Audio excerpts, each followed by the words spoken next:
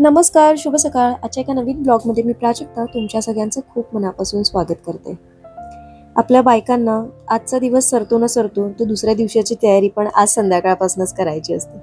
तर मी मुगाची डाळ भिजत घातली आहे. तर आता उद्या गुरुवार आहे, तर याचं काय करायचं, तर भाजी करायची म्हणजे दुधीची भाजी मी विचार करते चण्याची डाळ वगैरे न घालता मुगाची डाळ घालून करेन सचिनसाठी.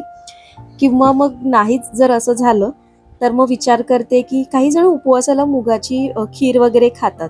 पण मी कधीतरी म्हणजे जर मी खाल्ली नाही, माझी मैत्रीण मला म्हणते की खाऊ शकते, पण मला त्या गोष्टीचं खरंच माहिती नाही. तुम्हाला याबाबतीत काही माहिती असेल किंवा तुमचं काही मत असेल मला नक्की सांगा की मुगाच्या डाळीची खीर किंवा पेस्ट त्याची जे काही असेल ते आपण खाऊ शकतो. तर मला सांगा, म्हणजे नेक्स्ट टाइमपासून मी पण खाऊ शकेन प्रत्येक गुरुवारी किंवा मधल्या मधल्या गुरुवारी. तर आज वांग्याचं भरीत करायचं होतं संध्याकाळसाठी जेवणासाठी. तर तुम्ही बघू शकता माझ्या वांग्यांची साईज अगदी छोटी आहे आणि ही एवढी छोटी छोटी वांगी मी घेऊन येते कारण ती पाव किलोमध्ये मला भरपूर येतात आणि ना ती मोठं वांग असेल ना तर तेवढं असं खाल्लं जात नाही. आणि अगदी छोटी पण नाही आणि अगदी मोठी पण नाही, अशी वांगी थोडीशी टेस्टला असतात. या वांग्याला तेवढी अशी चव नसते, म्हणजे टेस्ट नसते. पण मी ही घेतली म्हणजे मला एका ठिकाणी मिळाली, म्हणजे भाजी घेता घेता त्यांच्याकडे ही पण होती, तर म्हटलं चला घेऊ. तर आपण टॅमॅटो आणि कांद्याचं जे वाटण घेतलेलं ना, म्हणजे जे बनवून ठेवलेलं मिक्सरला, तर तेच वापरून मी आज ही ग्रेव्ही करणार आहे. तर ग्रेव्ही मी अशी काढून घेतली आहे बघा. आता या ग्रेव्हीमध्ये फक्त आपल्याला मीठ टाकायचं आहे आणि त्याच्यामध्ये जो काही आपला घरचा मालवणी मसाला आहे तो वापरा. तुमच्याकडे मालवणी मसाला नसेल तर तुम्ही किचन किंग मसाला, थोडीशी धणाजिरा पावडर आणि लाल मिरची पावडर या ग्रेव्हीच्या मसाल्यामध्ये वापरा. त्याने मसाल्याला खूप छान टेस्ट येईल, ग्रेव्ही मस्त अशी लागेल. बऱ्याच वेळा खोबरं आणि दाण्याचं कूट भरून पण मी भेंडी करते ही भरलेली. पण आता ग्रेव्ही तयार होती म्हटले ही पटकन होते आणि संध्याकाळच्या वेळेस असं काही असेल तर बरं पडतं. आता बटाटा तर मॅन्डेटरी आहे कारण बटाटा मला खूप जास्त आवडतो सगळ्याच अशा भाज्यांमध्ये वगैरे. आणि जेव्हा मी प्रॉपर वाटपाचं करते ना तेव्हा त्याच्यात एक टमॅटो टाकते अख्खा. तर टमॅटो पण अख्खा टाकल्यानं तर खूप छान लागतो आणि तो अख्खाच टाकायचा, जसं आपण वांग कट करतो ना तसाच टाकायचा. आज वरण नसणार आहे, फक्त भाजीच असणार आहे ही. मी भात लावून घेतलाय आणि चपात्या करायच्या आहेत. तर चपात्यांचं पीठ मी थोड्या वेळाने मळते. आता आपण भाजी फोडणीला टाकून घेऊ आणि एका साईडला आपला भात पण होईल. तर फोडणीसाठी मी फक्त लसूण वापरणार आहे कारण कांदा आणि टमॅटो ग्रेव्हीमध्ये ऑलरेडी आपले आहे. लसूण छान परतून घेतला ना, बऱ्याचशा भाज्यांना फक्त तुम्ही लसणाची फोडणी द्याल ना तर भाज्या खूप टेस्टी होतात. तर हे परतून घ्यायचं आणि आता याच्यामध्ये तुम्हाला आवडेल त्याप्रमाणे किंवा बटाटा मी थोडासा पातळच चिरलाय म्हणजे तो लगेच शिजतो, म्हणजे खूप जास्त आपल्याला ग्रेव्ही पातळ करायला नको. तर मी ही अशा पद्धतीने आता झाकण ठेवून शिजवून घेणार आहे आणि बस काही मिनिटातच आपली भाजी तयार झालेली आहे वांग्याची. तर पावसाळा सुरू झालाय तर सचिनचं असं होतं की आल्याचा चहा पाहिजे, आल्याचा चहा पाहिजे. कारण त्याला खूप जास्त चहा आवडतो. तर मग मी येतानाच आलं घेऊन आलेली, काल परवाच आणलेलं.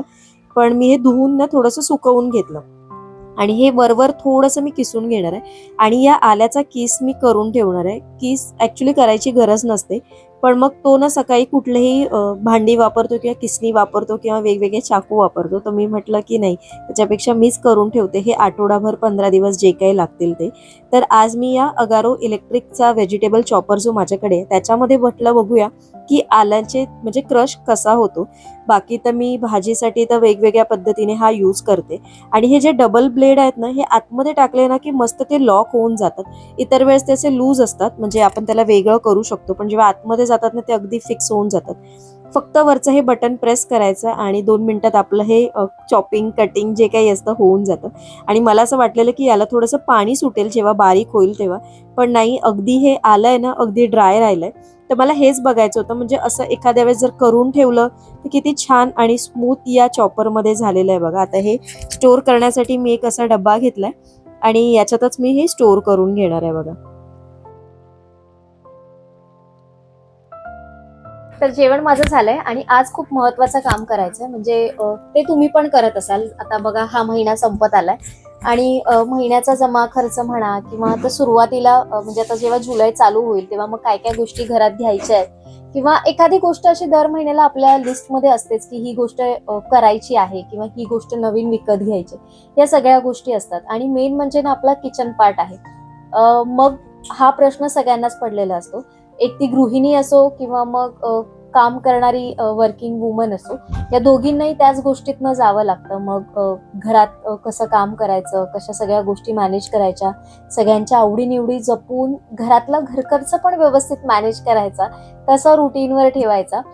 तर त्या आज आम्ही ते करतोय. म्हटलं आता महिना संपत आला तर थोडासा जमा खर्च मांडायचा आणि काय पद्धतीने मी करते, म्हणजे असं डिटेलमध्ये नाही, पण काही ज्या थोड्याफार गोष्टी आहेत, तर म्हटलं चला आज तुमच्याबरोबर या विषयावर बोलू.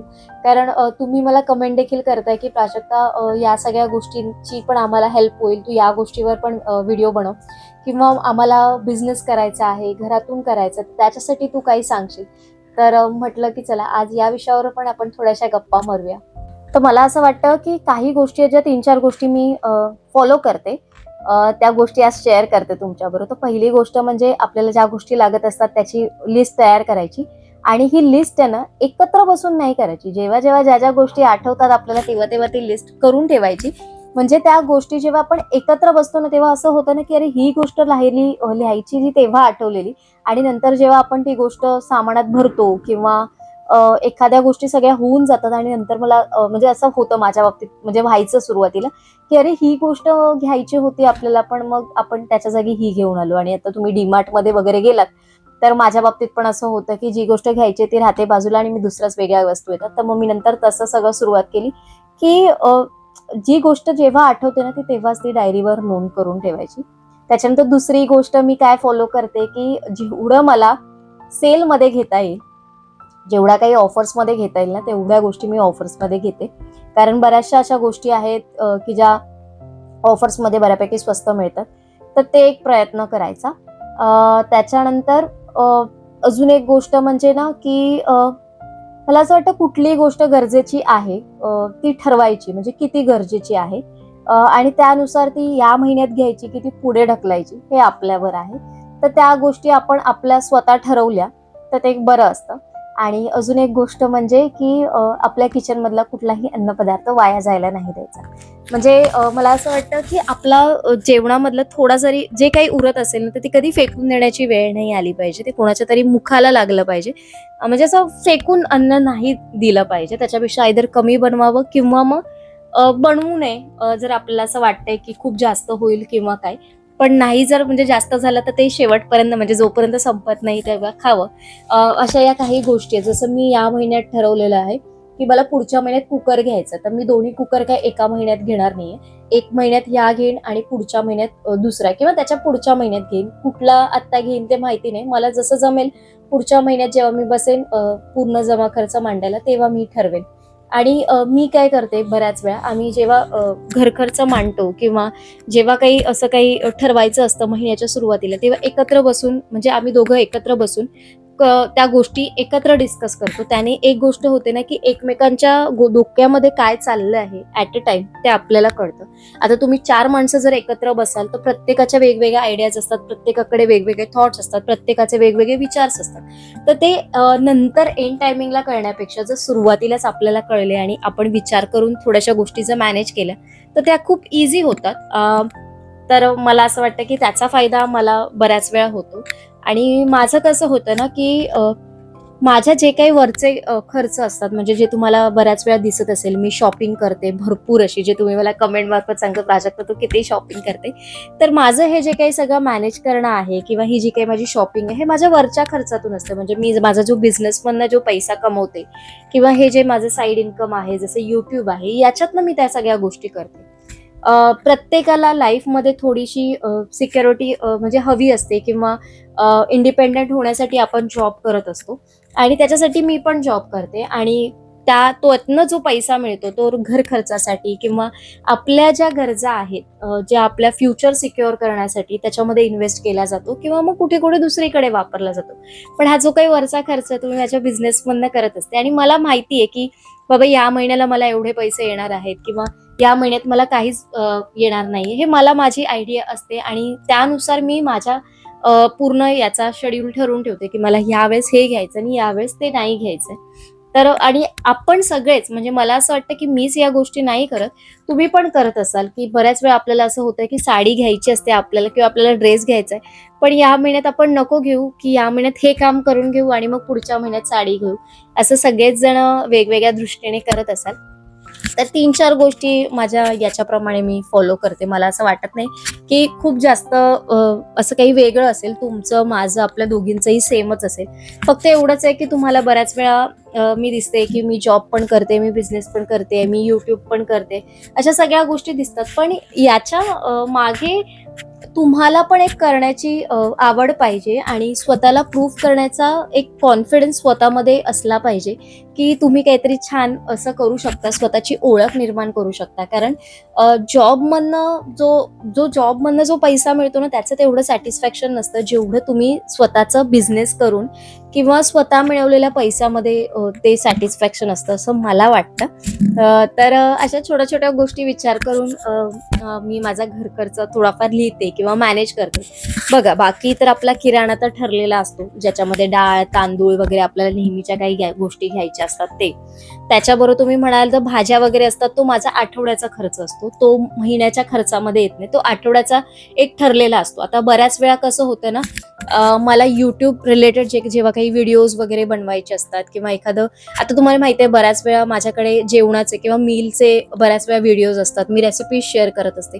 तर त्याच्यासाठी पण मला वेगळा पैसे खर्च करावे लागतात. म्हणजे ते माझ्या महिन्याच्या खर्चामध्ये नसतात, तो माझ्या स्वतःच्या जो बिझनेसमधनं मी कमवते ना, त्याचा याच्यातनं मी ते एक्सपेन्स करत असते आणि मग त्यातनं मी त्या व्हिडिओमध्ये तुम्हाला दाखवत असते सगळ्या गोष्टी. कारण सगळ्याच गोष्टी काही आपल्या रुटीनमध्ये नसतात. मी बऱ्याच वेळा काही काही वेगवेगळ्या पण रेसिपीज ट्राय करत असते. तर त्याच्यासाठी आपल्याला छोट्या क्वांटिटीमध्ये काही मिळत नाही. बऱ्याच वेळा मोठ्या मोठ्या गोष्टी म्हणजे पॅकेट्स वगैरे आणाव्या लागतात. तर मग त्याच्यासाठी जास्त खर्च होतो. तो मग माझा जो मी कमवते ना, जो बिझनेस आणि तो त्यातनं मॅनेज होतो आणि मग तो त्याला एक हातभार लागला जातो आणि ती गोष्ट मग मी व्यवस्थितरित्या मॅनेज करू शकते. म्हणजे अशी बोलतात ना, अशी खूप तशी ताळेवरची कसरत होत नाही.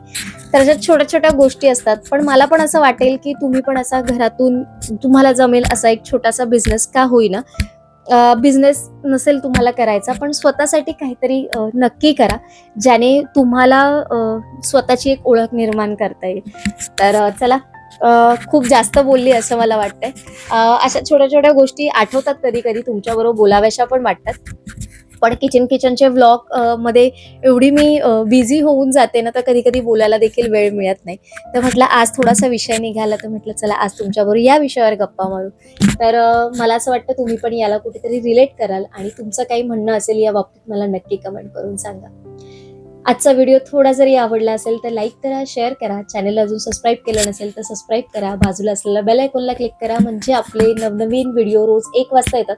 थोडा कधी कधी मागे पुढे होतो, कारण मला थोडंसं एडिटिंगमध्ये रोज व्हिडिओ पोस्ट करत असल्यामुळे ना, कधीतरी ऑफिसमध्ये किंवा ट्रेनमध्ये असं मी थोडंफार एडिटिंग करत असते. मग थोडाफार कधीतरी उशीर होतो, 1:30-2 वाजेपर्यंत तरी मी व्हिडिओ पोस्ट करण्याचा प्रयत्न करते.